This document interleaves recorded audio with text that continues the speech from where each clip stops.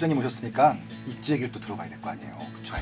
또 재개발하면 또 뉴타운 아니겠습니까? 근데 지금 공공 재개발 재건축 얘기 나오기도 하고 또 정부 또 제도가 바뀌는 바람에 이 셈법이 굉장히 복잡해진 것 같거든요. 그래서 구체적인 이 뉴타운 하나 갖추고 좀 설명해 주시면 좋을 것 같아요. 그래서 저희가 빠심 회상 답사기에서 소개해드린 것 중에서 제일 초기에 소개해 주셨던 게 장인 뉴타운이었던 것 같습니다. 해제된 지역이 많아서 노후도 문제도 있고 또 해제된 틈을 이용해서 또 신축을 짓기도 하고 아무튼 여기 굉장히 복잡한 셈법이 생겼는데 장인 뉴타운 한번 풀어주세요.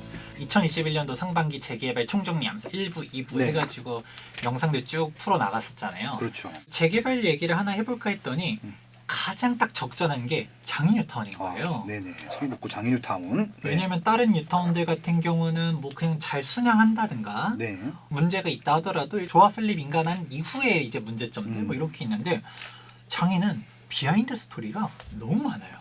이게 제일 큰 뉴타운이죠? 서울에서. 그렇죠. 원래 제일 크게 지정됐었는데 줄어든 거죠. 그러니까 또 그 방원시장 때 또 뭐 해제가 되기도 하고 자체적으로 해제되고 또 임의 해제도 하기도 하고 막 그랬잖아요. 막 반토막 나고 소송 끝에 승소해서 다시 부활해서 가고 막 히스토리들이 정말 많고 또 해제돼서 끝인가 했더니 공공재개발 얘기들도 그러니까요. 있고 막 신청도 하고 막 떨어지기도 하고 막. 그렇죠. 그래서 이번에 뭐 8구역, 9구역 같은 경우 공공재개발이 됐고 아예 해제된 데들은 끝이냐 했더니 여기들도 막 우리도 뭐 할 거다. 뭐 가로주택 정비 사업이다. 뭐다. 말들이 많아서 가로주택 정비 사업도 있어요. 맞아요. 장뉴타운 내에서 다양한 군상들을 같이 볼 수 있기 때문에 대표적인 사례로 가져와 보았습니다. 아유, 감사합니다.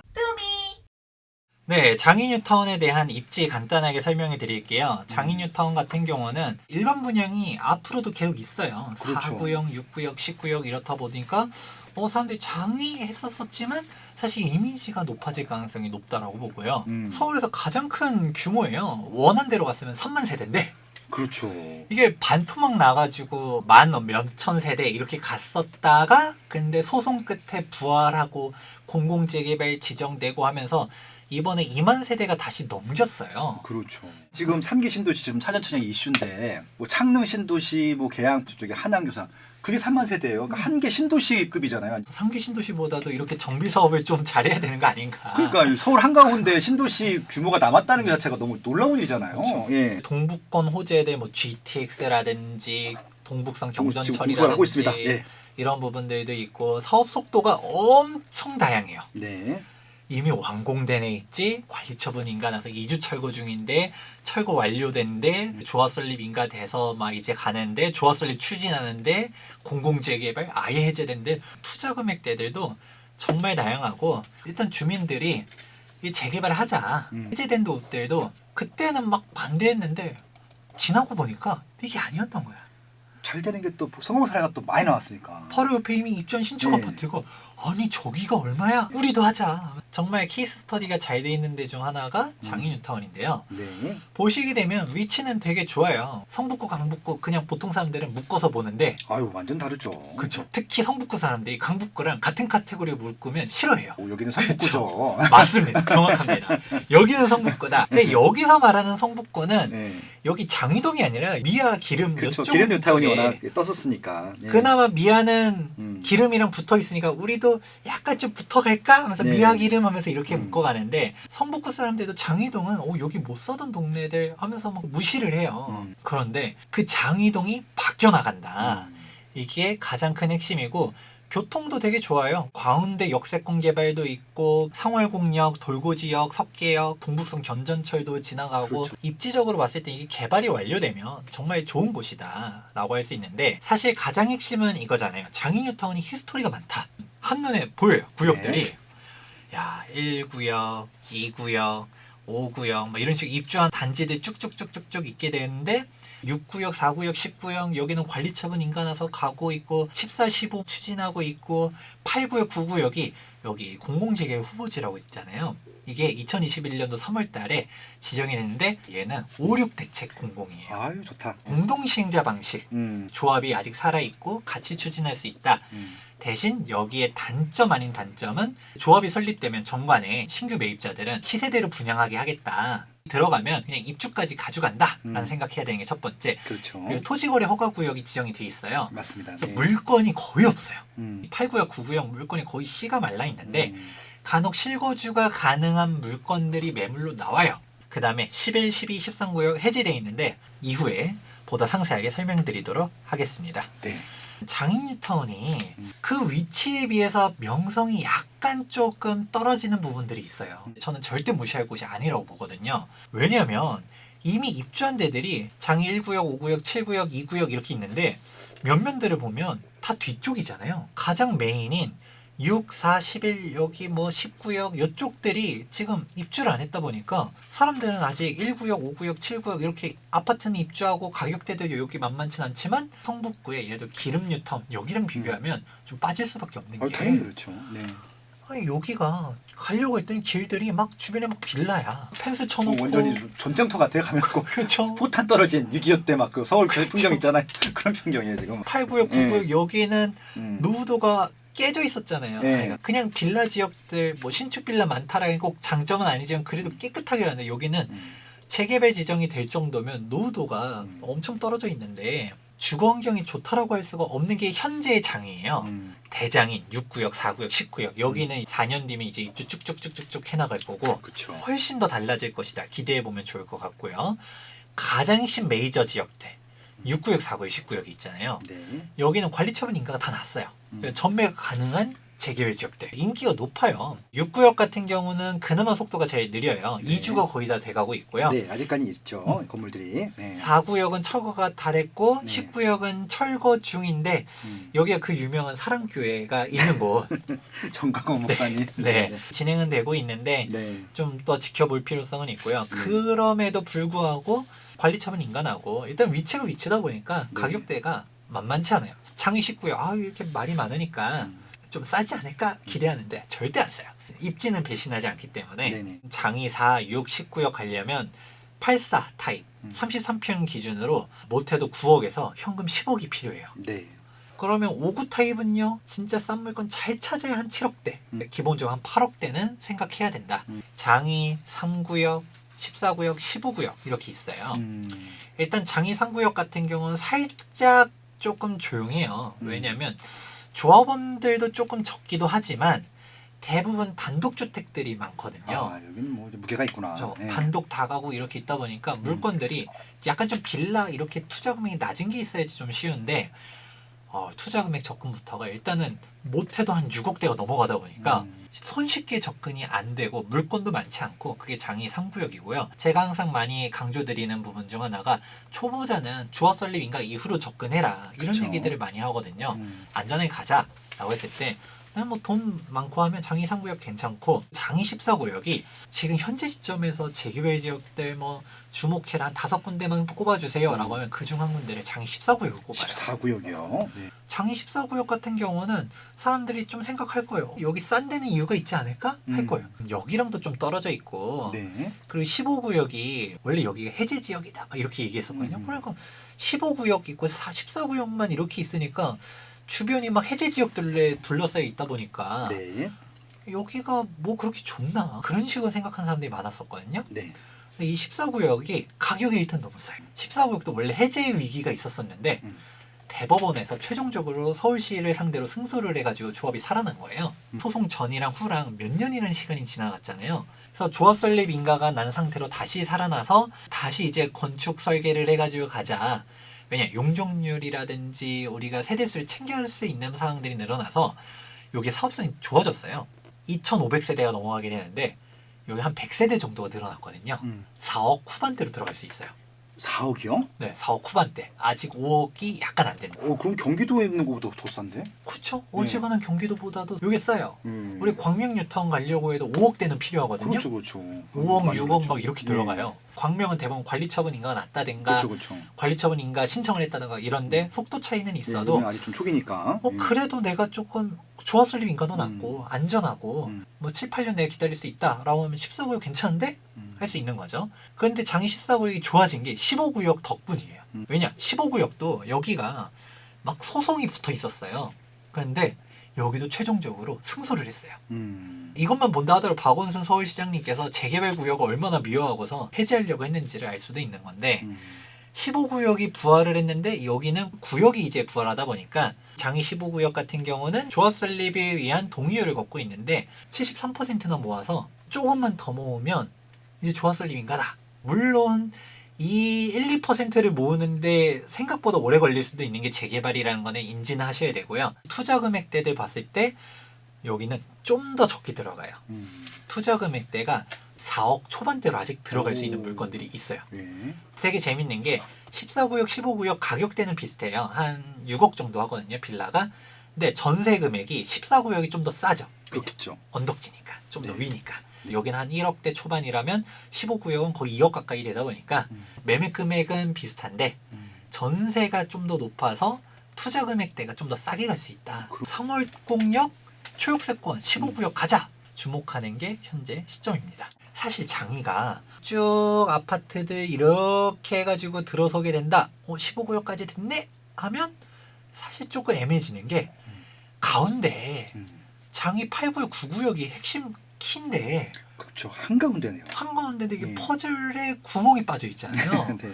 이것도 사실 조금 맹점이었는데 8구역, 9구역이 공공재개발로 된 거예요. 그러니까 이번에 야 완전 대박이네. 이게 전체적인 장애인턴에 대해서 다 호재인 거예요. 사람들이 그런 사람들 묻는 사람들이 있어요. 아 이게 그래도 공공이면 아 임대주택도 좀 많을 것 같고 안 좋은 거 아니에요? 라고 하지만 저는 무조건 호재라고 봐요.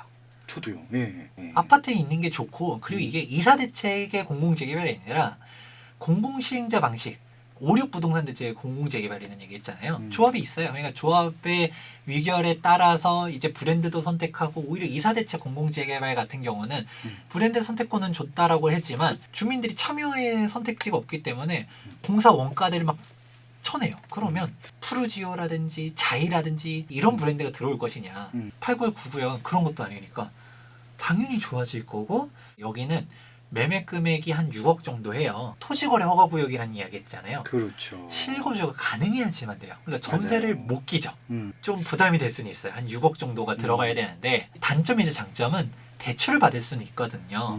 오히려 대출이 전세보다 좀 더 높게는 나와요. 한 2억 정도 대출 나오면 4억 정도로도 내가 가려면 갈 수 있겠네? 완공까지 그래도 한 8년에서 10년은 봐야 된다. 이 정도만 알아두시면 좋을 것 같습니다. 네. 이제 나머지들 있잖아요. 나머지들. 해제된 데? 해제된 데들. 예. 11구역, 13구역, 13구역, 12구역. 예. 여기는 어떻게 되나요? 라고 하는데 여기가 말이 참 많아요. 공공재개발 할 거다, 신청할 거다, 극자 도생할 거다, 가로주택 정비 사업 할 거다. 여기는 참 복잡해요. 장이 11구역 같은 경우도 통합 재개발할 겁니다. 가로주택 조합들도 막 난립해서 네. 일부 구역 지금 연번동에서 걷고 있는데 본인들끼리 막 그려놓은 데가 있어요. 그리고 가로주택 정비사업 조합이 설립된 데들도 있고 막 그래요. 근데 여기 장이 11구역 같은 경우도 투자 금액대들이 일단 메리트는 있어요. 2억대로 갈 수 있거든요. 아무튼 싸겠죠. 싸죠. 왜냐면 해제 지역이니까. 가로주택 정비사업 조합 설립된 곳들은 3억이 넘게 들어가요. 그렇죠. 또 거긴 또 이미 또 어느 정도 단계 진행됐다고. 그렇죠. 그러니까 예. 여기는 설령 통합 재개발 안 돼도 가로주택이라도 뭐 갈 수는 있으니까. 근데 여기는 어떻게 봐야 되느냐? 제가 앞서서도 부동산 플래닛 한번 얘기한 적 있었잖아요. 제가 똑같이 19년차 소트를 한번 해봤습니다. 네. 보게 되면 어떤가요? 야 이게 재개발 지역들은 재개발 지역인 이유가 있다. 신축들이 확실히 재개발 기존의 조합 설립 인간한 데들은 많지 않잖아요. 여기 14구역도 눈에 보이게 되고 15구역이라든지 뭐 4구역, 6구역, 10구역 이렇게 있게 되고 조합 부활한 8구역, 9구역 공공재개된 데들 신축 빌라 많았다라고 해도 여기들은 3분의 2를 해칠 정도로는 없었어요. 그렇으니까 공공재개된 거고 장이 15구역 같은 경우도 이렇게 보게 되고 이제 여기가 11구역. 근데 참 재밌는 애가 하나 나타나게 돼요. 위로 가게 되면 와 신축이 예. 확 많은 데 있죠. 예, 거기는 해제됨과 동시에 바로 착공들 하셨네 그냥. 그렇죠. 여기가 바로 건축행위들 하셨네 그냥. 예. 장이 13구역인데 신축이 워낙 많아요. 네. 여기는 3분의 2 노후도가 안 돼요. 안 되네요. 대놓고 신축이 엄청 많은 데도 있죠. 막. 네. 여기들을 재척시키면 어떻게 될 수 있다라고 하는데 여기 지금도 신축들이 되게 많고요. 13구역 같은 경우는 정말 조심해야 된다는 거죠. 특히 투자 금액 낮게 들어가는 건 신축 빌라들이거든요. 오히려.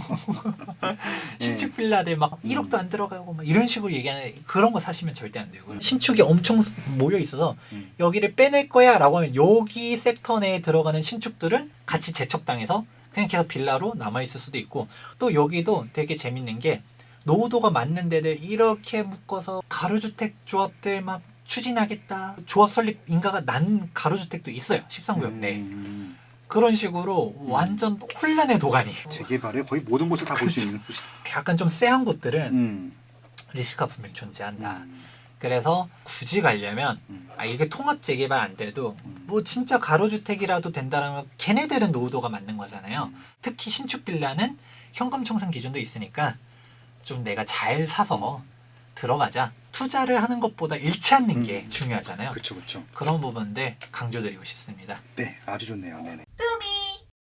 장이 뉴타운 재밌는 게 사업성이 되게 좋아요. 4구역, 19역, 6구역 그렇게 말도 많고 탈도 많아도 비싼 거는 지금 이미 조합원 수 대비 일반 분양 세수가 그냥 어마어마하게 높아가지고 장이 우리 19역 뭐 그냥 사랑교회다 뭐다 말은 해서 솔직히 기존 관리처분 인가했을 때보다도 분담금 더 늘어나고 할 거는 솔직히 다들 예상해요. 근데 그렇게 더 내도 워낙 사업성이 좋았기 때문에 괜찮다. 그러네. 일단 조합 분양가가 워낙 쌌잖아요. 조합 분양가들 보게 되면 33평형도 4억대, 5억대.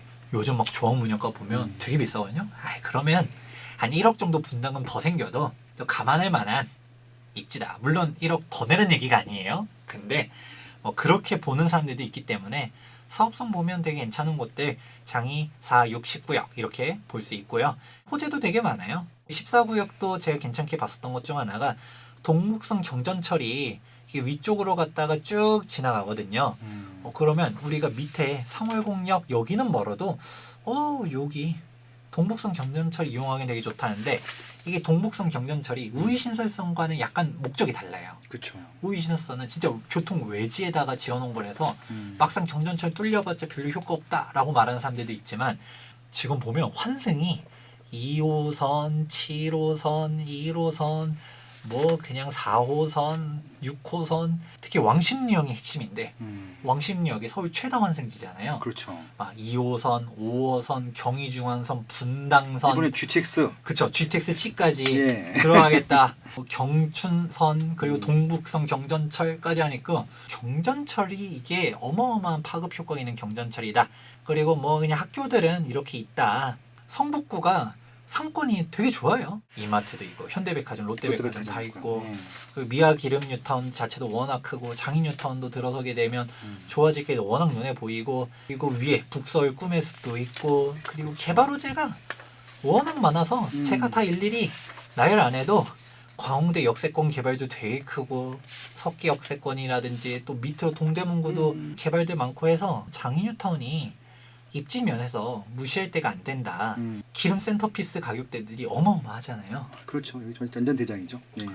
이런 것만 본다 하더라도 지금 장유턴 가격 보면 막상 비교해보면 그렇게 안 비싼 것 같은데 물론 여기도 많이 높아졌지만 지금 먼저 입주한 장유턴은 완성된 장이가 아니다. 핵심 지역들이 입주하고 나면 훨씬 좋아질 거다. 뭐 시세 거의 다 따라갔다고 볼 수 있을 것 같아요. 예, 물론 아직까지는 기름동이 좋긴 하겠지만 지금 말씀하신 장인 뉴타운은 이제 초기 단계고 아직 개발할 때가 훨씬 더 많이 남았고 대장들이 남았잖아요. 그쵸. 여긴 지금 기름 같은 경우는 대장이 싸우고 있는 거고 장인은 지금 어떻게 보면 이제 앞에 이제 어떻게 보면 이제 부하들이 싸우고 있는 거잖아요. 대장들은 아직 그렇죠. 남아 있고 그런 상태이기 때문에 직접 비교하기도 좀 어려운 상태긴 한 것 같아요. 든든한 형님들이 나중에 네, 이제 등판할 거예요. 자이 4구역이 제일 먼저 가긴 할 텐데 나머지 그쵸. 쪽에서는 그게 아마 이제 일단 좀 나와봐야지 가격 비교가 제대로 될 것 같아요.